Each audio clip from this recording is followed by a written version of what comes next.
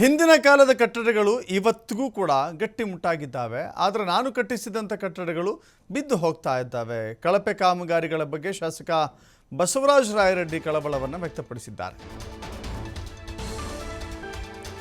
ಬಹಳ ನೈಜ ಮಾತಿದು. ಯಾಕಂತ ಹೇಳಿದ್ರೆ ಸುಲಭವಾಗಿ ರಾಜಕಾರಣಿಗಳು ಕಳಪೆ ಕಾಮಗಾರಿ ನನ್ನ ಅವಧಿಯಲ್ಲಿ ಆಗಿದೆ ಅಂತ ಒಪ್ಕೊಳ್ಳೋಕ್ಕೆ ಸಾಧ್ಯ ಇಲ್ಲ.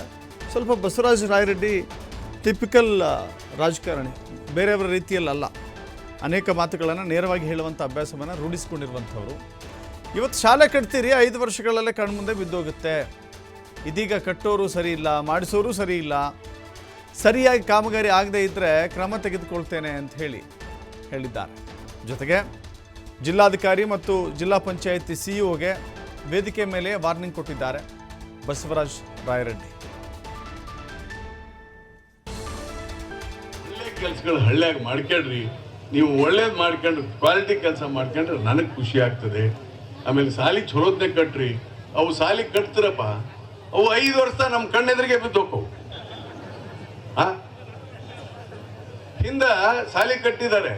ನಾವು ನಮ್ಮ ತಳಕಲಲ್ಲಿ ನನ್ನ ಸ್ವಂತ ಜಮೀನು ನಮ್ಮ ತಂದೆಯವ್ರು ಕೊಟ್ಟರು, ನಮ್ಮ ಮನೆ ಎದುರಿಗೇನೆ ಅವರೇ ಒಂದು ಸಾಲಿ ಕಟ್ಟಾರ.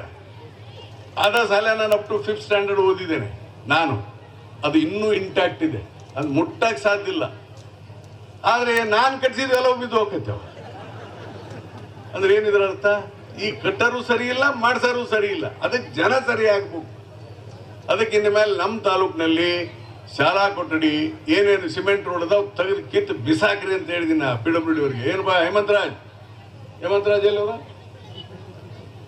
ಎಲ್ಲ ಹೇಮಂತರಾಜ್ ಇಲ್ಲಿ ಮಲ್ಲಿಕಾರ್ಜುನ್ ನೋಡ್ರಿ, ಯಾವೊಂದು ಮುಲಾಜ್ ಹೇಳ್ಬೇಡ್ರಿ, ತೆಗೆದು ಸರಿಯಾಗಿ ಮಾಡಿಸಿ. ಇಲ್ಲದ್ರೆ ಏನಂತಾರೆ ಜನ ನಮಗೆಲ್ಲ, ಕಿತ್ತು ಬಿಸಾಕ್ರಿ. ಅವನು ಯಾವನಿದ್ದಾನ, ಅವನು ಬೇದ್ರೆ ನನ್ನ ಬೈತಾರಲ್ಲ, ನಿಮ್ ಬೈತಾರ ಬೈಕೊಳ್ಳಿ, ಆದ್ರೆ ಸರಿ ಕೆಲಸ ಆಗ್ಲೇಬೇಕು. You have to do. ಇಲ್ಲದ್ರೆ ಏನಿದೆ ಎಲ್ಲ you have to take strict ಮಾಡಿಸ್ರಿ ಅಂತ. ಮತ್ತು ಒಳ್ಳೆ ಕೆಲಸ